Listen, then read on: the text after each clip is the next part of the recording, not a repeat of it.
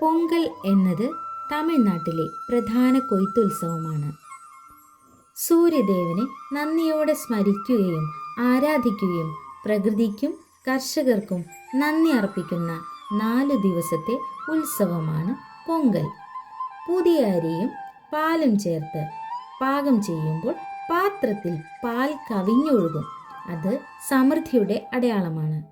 ഭോഗി, സൂര്യപ്പൊങ്കൽ, മാട്ടുപ്പൊങ്കൽ, കാണും പൊങ്കൽ എന്നിങ്ങനെ 4 ദിവസങ്ങളിലാണ് ഉത്സവം നടക്കുന്നത്. ഇതിന് 4 അർത്ഥങ്ങളുമുണ്ട്. ഭോഗി എന്നാൽ പഴയതെല്ലാം വിട്ട് പുതിയതിനെ സ്വീകരിക്കൽ എന്നാണ് അർത്ഥം. രണ്ടാമതായി സൂര്യപ്പൊങ്കൽ, സൂര്യദേവന് പൊങ്കാല നിവേദിക്കലാണ് സൂര്യപ്പൊങ്കൽ എന്നതുകൊണ്ട് അർത്ഥമാക്കുന്നത്. മൂന്നാമതായി മാട്ടുപ്പൊങ്കൽ, പശുക്കൾക്ക് പ്രത്യേക ആദരവ് കൊടുക്കുന്ന പൊങ്കലാണ് മാട്ടുപ്പൊങ്കൽ.